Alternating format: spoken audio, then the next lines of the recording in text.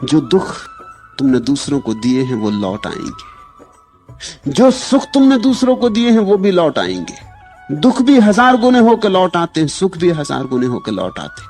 इसलिए बुद्ध कहते हैं दूसरा सूत्र याद रखना, सुख बन सके तो दे देना, अगर सुख न दे सको तो कम से कम दुख मत देना।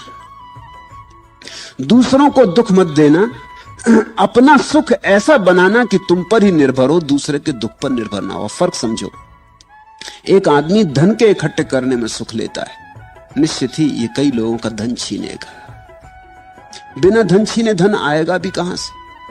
धन बहुत बहुलता से है भी नहीं, न्यून है। धन ऐसा पड़ा भी नहीं चारों तरफ, जितने लोग हैं उनसे धन बहुत कम है, तो धन छीनेगा तो धन इकट्ठा कर पाएगा। ये आदमी दूसरों को दुख दिए बिना धनी ना हो सकेगा। और धन पाने से जो सुख मिलने वाला है 2 कौड़ी का है, और जितना दुख दिया है उसके जो दुष्परिणाम होंगे अनंत समय तक, उसकी जो प्रतिक्रियाएं होंगी वे बहुत भयंकर है। एक दूसरा आदमी ध्यान में सुख लेता है। ध्यान और धन में यही खूबी, ध्यान जब तुम करते हो तो तुम किसी का ध्यान नहीं छीनते, तुम्हारा ध्यान बढ़ता जाता है, किसी का ध्यान छीनता नहीं।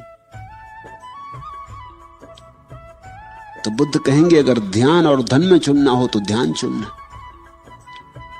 ये अप्रतियोगी है, इसकी किसी से कोई स्पर्धा नहीं है, और तुम्हारा आनंद बढ़ता जाएगा।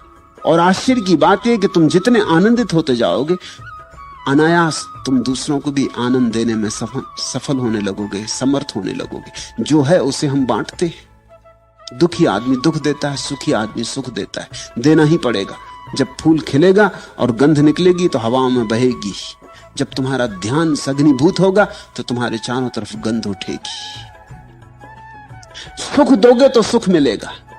ऐसा सुख खोजना जो किसी के दुख पर आधारित ना होता हो, यही बुद्ध की मौलिक शिक्षा है। और फिर अल्प भी सुख मिले, आज अल्प भी शायद छोड़ना पड़े कल के महासुख के लिए, तो उसे भी छोड़ देना। अल्प मिले तो अल्प ले लेना, अल्प छोड़ना पड़े तो छोड़ देना, मगर एक ख्याल रखना, जीवन का पूरा विस्तार ख्याल रखना। चीजें एक दूसरे से संयुक्त हैं। अंतिम परिणाम क्या होगा उस पर ध्यान रहे, और ऐसा सुख कमाना जो तुम्हारा अपना हो, जिसके लिए दूसरे को दुखी नहीं करना पड़ता। अब एक आदमी को राजनेता बनना है तो उसे दूसरों को दुखी करना होगा।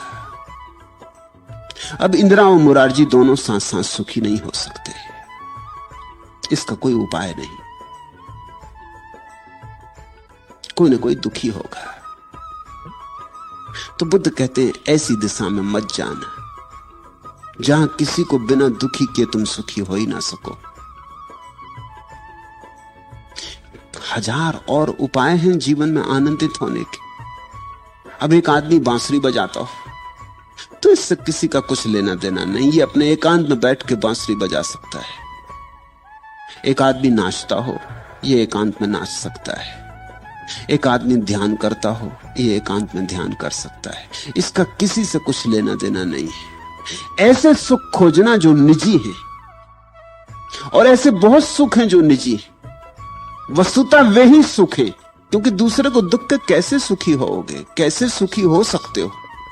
पूरे वक्त पीड़ा भीतर बनी रहेगी कि दूसरे को दुख दिया है। बदला आता होगा, प्रतिकार होकर रहेगा, दूसरा भी क्षमा तो नहीं कर देगा।